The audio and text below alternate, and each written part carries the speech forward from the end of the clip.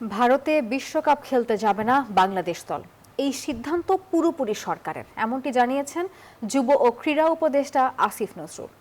বৃহস্পতিবার রাজধানীর একটি হোটেলে ক্রিকেটারদের সঙ্গে বৈঠক করেন তিনি।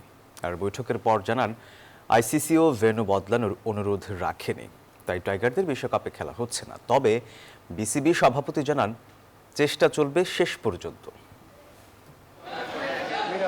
সবকিছু ঠিক থাকলে আগামী শনিবার বিশ্বকাপ খেলতে ভারত যাওয়ার কথা ছিল টিম বাংলাদেশের, কিন্তু সেই আশা এখন মরীচিকা।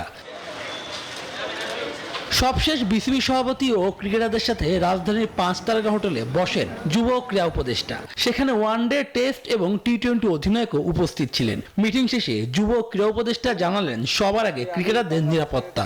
আমাদের যে নিরাপত্তা ঝুঁকির যে আশঙ্কা তৈরি হয়েছে, এটা কোনো বায়বীয় বিশ্লেষণ বা ধারণা থেকে হয় নাই, এটা একটা সত্যিকারের ঘটনার থেকে হয়েছে, যেখানে আমাদের দেশের একজন সেরা প্লেয়ারকে উগ্রবাদীদের কাছে মাথা নত করে ভারতীয় ক্রিকেট বোর্ড তাকে ভারত থেকে বের করে দিয়েছে। ভারতে বিশ্বকাপ না খেলতে গেলে আর্থিকভাবে ক্ষতির মুখে পড়বে বাংলাদেশ।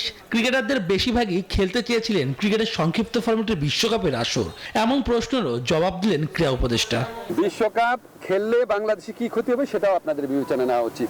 মাথা নত করে নিজের দেশের মানুষকে সিকিউরিটি রিস্কের মধ্যে ফেলে এই আঞ্চলিক রাজনৈতিক পরিস্থিতি বিবেচনা না করে একটা জেনুইন রিস্কের মধ্যে নিজের দেশের শুধু খেলোয়াড় না, দর্শক এবং সাংবাদিকদেরকে ঠেলে দিলে কি ক্ষতি হতে পারে সেটাও আপনাদের সবার বিবেচনা নেওয়া উচিত। এদিকে বিসিবি সভাপতি দায় দেখছেন আয়োজক দেশ ভারতের, তবে বিশ্বকাপের আগ পর্যন্ত চেষ্টা চালিয়ে যাওয়ার কথা বলেছেন তিনি। বিশ্ব ক্রিকেটের পপুলারিটি কমে যাচ্ছে, সেখানে বাংলাদেশের মতো দেশ যদি বাংলাদেশের মতো একটা ক্রিকেট লাভিং কান্ট্রি যদি মিস করে, আইসিসি বড় একটা মিস করবে। বিশ্বকাপে বাংলাদেশের জায়গায় সুযোগ পেতে যাচ্ছে স্কটল্যান্ড। টি-20 বিশ্বকাপ খেলতে আগামী সপ্তাহে ভারতের উদ্দেশ্যে রওনা দেওয়ার কথা ছিল টাইগারদের, কিন্তু ভারত এবং বাংলাদেশের সম্পর্কে শেষ পর্যন্ত বিশ্বকাপের খেলা হচ্ছে না বাংলার ছেলেদের। ক্রিকেটারদের সঙ্গে বসেছিলেন যুব ক্রীড়া উপদেষ্টা, সেখানেও মেলেনি সমাধান।